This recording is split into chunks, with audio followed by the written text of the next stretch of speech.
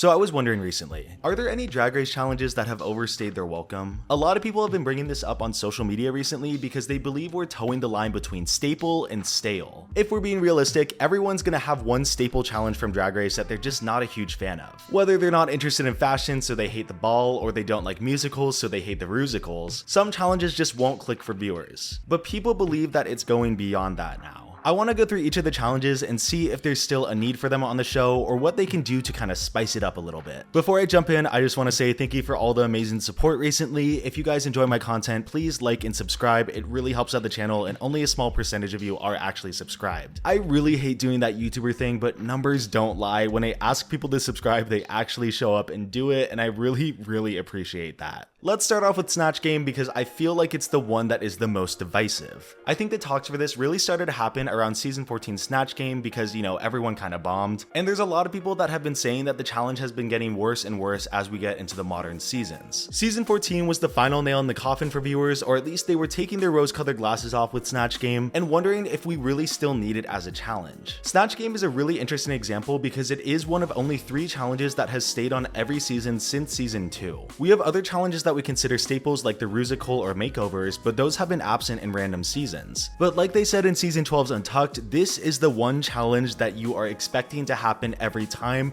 so you have to be prepared for it. And more recently, it feels like there's been a shift in how people play characters, choose characters, and tell their jokes. People like Drew Barrymore or Gwyneth Paltrow have very charismatic personalities, but you have to play around these jokes, and it's just not as easy. They don't come to you as easy. Deja easily played it the best because we all know Lil Jon, we know he has a charismatic personality, but he also has catchphrases that you can easily know. It just seems like a lot of the choices that are being made are characters with a lot of charisma, but they don't know how to use that in a comedic way. When people choose Cardi B and Lizzo, it seems okay on paper because these people are hilarious in interviews, but that's their natural charisma that gets them there, and they're not restricted to these roles where you have to write jokes down on cards. I just always think picking a character that's easily recognizable, has catchphrases, or a really basic concept about them, that's always going to net you at least a safe placement. Something like Maria the Robot seems more high concept or a little more risky of a choice, but at the end of the day, Gigi was just kind of playing a robot and it worked super well. Making RuPaul laugh is the point at the end of the day. She says that every single time. So you really don't have to reinvent the wheel going in to try and risk it for the challenge win. If you say something funny in the workroom or RuPaul says something funny, you just gotta say that back in the challenge. Raja is the perfect example. She is so smart. RuPaul was dying at her own joke in the workroom and Raja just repeated it back to her a couple times and she was dying again. It was so amazing. Anyways, I'm getting off on a tangent. Here's the thing about Snatch Game. I don't think it's ever gonna leave the circle of challenges because it is a good marker for a queen that's a contender for the crown. And though in the current moment, the trajectory of Snatch Game and the choices of the queens seems like it's going downhill, there have always been really bad choices. Of course, Beyonce sticks out as a big one of someone who you should never do because even if you know Beyonce so well, she just doesn't have the most flexibility in her character to make a funny personality. We saw Kenya try to do it, but it didn't go over well. All right, Beyonce, calm your ass down.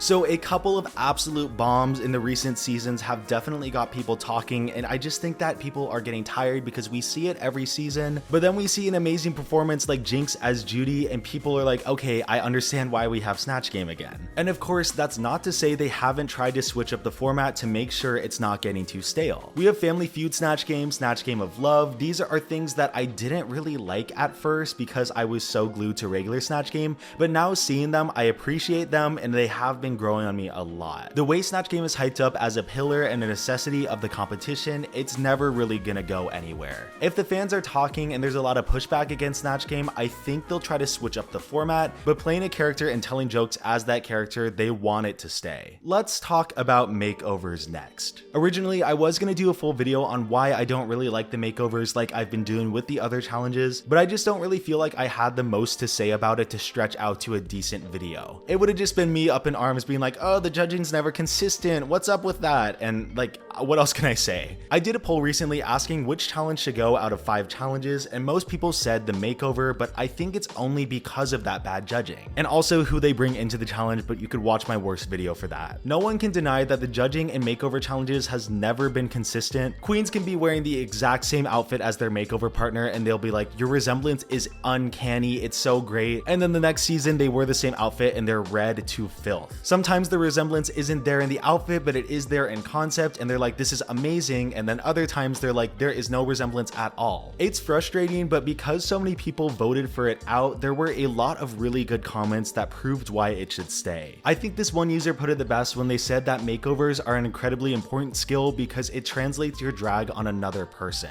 And after reading this comment, it started to make a lot of sense. After season 12's makeover, I think it showed that Jada had the clearest path to the crown, and then she snatched it. Being able to envision your brand and then putting it on another person and then winning the challenge because of that, I think it's a really subtle way to show that you are America's Next Drag Superstar because you can push your brand out to other people. When the makeovers are great, they create some of the most feel-good entertainment for TV. Go check out my best video if you want more details on that. They didn't have a makeover in season 14, but if they want to continue to do makeovers, have people come in that love Drag Race or know about drag, polish up the judging a little bit, and one last tangent, make sure there's enough fabric and materials and resources for people with larger body sizes. We saw this issue with both Candy and Heidi's partner on season 12. We want to make sure that everyone's comfortable and make sure the vibes are good, because when these makeover episodes are good, there is nothing like them. This challenge especially is more expendable than the rest of them, but there is a reason why they have the makeover. So looking back at that poll, the next most voted on challenge was the girl group, which surprised me. Of course, I've said it a lot. I'm gonna quickly say why I don't think they'll ever get rid of the girl groups. It makes them too much money and it's a win-win for everyone. The girls get some royalties, WoW gets a lot of royalties. It just makes good TV. It's never going away, but I understand why people are sick of it. I literally just did a ranking video. Go check that out if you haven't seen it yet. And the oversaturation for these girl group challenges is real. There were 60 plus songs that I had to rank, and we get at least 3 songs a season now. So what was once a novelty with Reggie Rochu and Category Is something that we only get once a year, we get so much of it now, so I know why people don't want it. But what this challenge offers that isn't very apparent in a lot of other challenges is the performance aspect of drag. Before the girl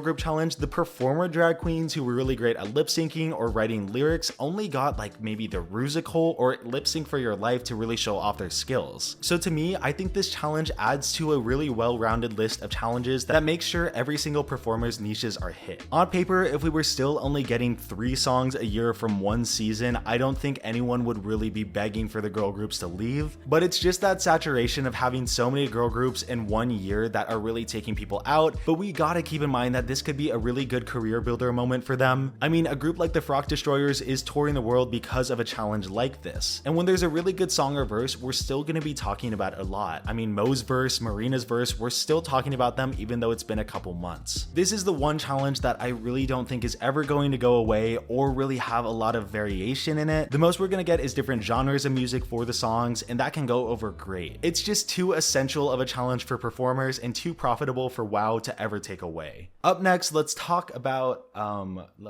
which one should we talk about? Up next, let's talk about the acting challenges. I've already done a full video on this, kind of dissecting what I like and don't like about these challenges. To me, out of every single challenge that's considered a staple, I think acting challenges could be the first to go. And it's not to do with just the very hit or miss quality of the writing. I think that there are just other challenges that can replace it and be better for the queens. If a queen wants to be an actress, I don't think the acting challenges from Drag Race are gonna open the same doors as other challenges for other queens. What this challenge mostly serves to do is seeing how well someone can work in front of a camera, memorize lines, and deliver a little bit of comedy. Those skills are especially important for a show like this, and taking notes especially will get you far in the competition. But if we're looking at these skills, there's other challenges that queens can do that serve the same purpose to showcase these skills. Something like the stand-up comedy, the roast, improv, or Rusicals, they all ask for similar skills like the acting challenge, but they also have other components that you don't get when you're acting. So that's why I think the acting challenge doesn't serve as great of a purpose as the other challenges, but I do understand it's a pretty easy way to convey why a queen is professional and why they should be a winner or a contender for the crown. Again, I went more in depth in the other video, so check that one out. So let's also talk talk about Improv next. It's the acting challenge's more volatile sister, where it could either be way worse or way better than the scripted challenges. It all depends on the cast of queens and the material they're given. Personally, more often than not, I think improv on TV is always going to be a little more awkward just because the beats aren't there from scripted acting, but that doesn't mean I don't think it's a better challenge for the show. Because it's improv, I don't think there are small roles like you can get with scripted acting, and the concept of improvisation overall is more tied to drag culture. We have people hosting or performing their hearts out and talking to a crowd, and they need to be able to think quick on their feet. I think scripted acting challenges show off your better skill set for the camera and the TV show, but improv shows off the skill set that you need to have as a drag performer. And of course, there's the other components of comedy and being able to work well with another group. It's a challenge that I don't personally love, but I understand why it needs to be here. And just for the production side of things, I'm pretty sure it's a cheap challenge to make. You don't need to write a script, you just need to build a set and maybe get a live audience. It's pretty chill. So if we're going off of just budgeting, I don't see them turning away from this one or the acting challenges, but I think that they are the most expendable if they do get a bigger budget and want to go bigger. Let's go over the ball and design next. Again, sorry to keep plugging my other videos, full video on the ball is up in the cards. These challenges are never ever going anywhere because they're tied to drag culture, they're pretty cheap to make, and I think they serve as really great character builder episodes. There's a lot of downtime in these episodes where the queens are just working on their outfits, so it's perfect for the conversation moments and getting to build the people who they want to push to the end. They're in the workroom, though stress is a little high because they're on a time crunch. It's just kind of good vibes all around, and they have the time to talk. And it's another challenge that you just have to have because it showcases a skill set for an archetype of queens. Of course, the modern ball is a little messy because there's so many looks on that runway, but I think just the design aspect of the challenge and the other design challenges that we get, they're entertaining because even if you don't really love fashion or don't love the downtime in the workroom, it's interesting to see the final product that they put out. So these challenges have to stay because Drag Race is literally nothing without the runways and design. I promise only a couple more plugs for my other videos. Let's talk about the talent show next. Of course, this challenge was more of a staple for the All-Star seasons, but now it has trickled its way into the regular seasons too. And I do think it's for good reason because it's so low stress for the producers because the queens are the ones planning everything out. We get to know who they are, they get to plug some stuff if they want. The only caveat is the fact that the judging can be a little iffy sometimes. It seems a little calculated, the queens they want to pick and choose to put in the top or in the bottom with these performances with the judging critiques. Someone will sing super well or have a really good bitch track and they'll be put in the bottom or low because it's something they've seen before, but then other queens on the same season will have similar performances and they're called safe or high because they just rocked it. The inconsistency combined with the saturation of types of performances get people a little out of the fantasy, but overall I do think it is a net positive for the show. This one is still pretty novel. I don't know if they're going to continue doing talent shows on the regular seasons, but with how many international seasons are opting into doing this challenge, if we see it on season 15, I won't be surprised at all. Rusicals have their own video, iCard. Okay, let's talk about them. I think there is a world where we do live without Rusicals, and even though it kind of sucks, I am okay with that. Of course, I love them because I'm a theater kid at heart, but they are definitely a divisive challenge among the fan base. I like that they try to spice it up each season with different concepts and different styles, like we get an unauthorized musical and then we get a parody of an actual musical. But I do think that the choices that they do make for the musical alienates the fan bases a little bit, similar to how some people have no idea what's going on in certain scripted acting challenges because it parodies something else. And yeah, musicals do have a lot of the similar issues to scripted acting. There are smaller roles, and I think it's even more amplified here. And something that a commenter pointed out that I think could be an overarching example for all of the challenges is the fact that musicals and scripted challenges don't give the queens a lot of freedom. I've talked about this a little bit before, but never really pieced it all together, but yeah, some of the most frustrating or lowest points of the show are when the queens don't have the control.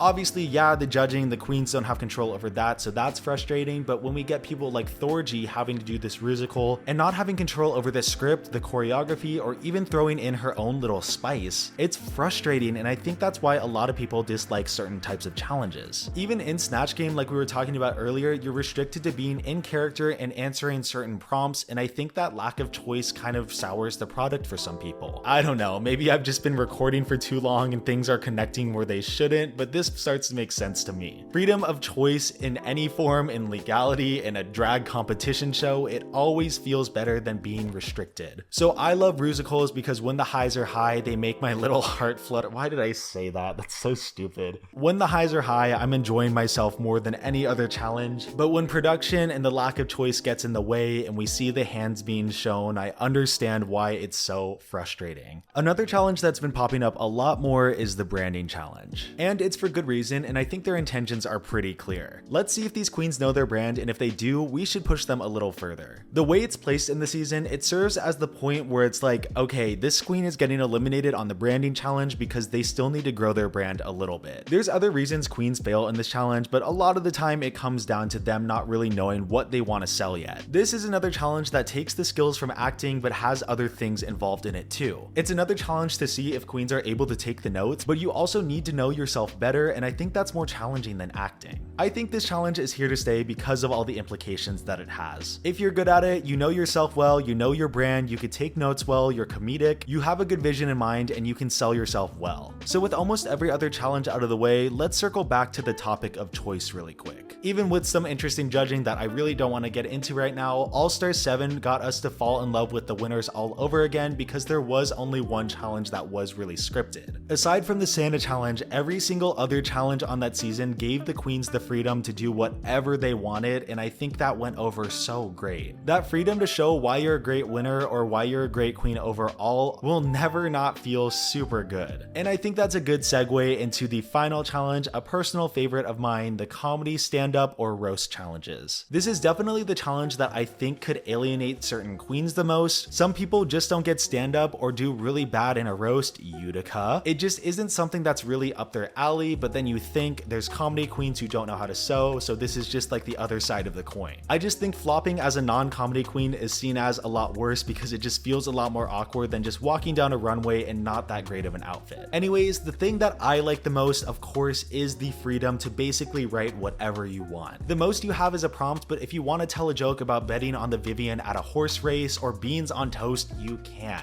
And again, even though there are some queens who just can't get that comedy aspect down, other queens who maybe don't see themselves as comedians just have that personality and charisma to get them far. It's just such a freeing challenge that I don't see anyone getting tired of, and it's for a good reason. I don't see this one going anywhere, and I'm happy about that. Okay, I'm pretty sure that's every main challenge from the show. I didn't expect to talk this long. Let's conclude. Overall, do I think there's a need to shake up the challenges, cut some out, and put some new ones in? Maybe. I think shaking especially could definitely be done to some of these challenges, maybe not fully cutting them out. And what I've learned over the course of this video is that the freedom of choice is so important. If you want to see these queens at the top of the game and have them showcase the best parts about their talents, you don't want to restrict them. You want them to be able to blossom and have the choice and freedom to do things. So of course, I think there are amazing moments from challenges where queens are more restricted, but when you see a queen on their A game, in their element, and they produce something that's amazing, I'm always going to be a little more like, yeah, that's a winner right there. I think that's all I have to say. Let me know in the comments below about my thoughts and your thoughts on the challenges, what should be cut, what should be kept. Just keep it light, keep it fun, spread some love, I don't know. I'm going on a trip next weekend, so I'm trying to stockpile some videos. I just appreciate you guys so much for sticking with me, and I'll see you soon with another video.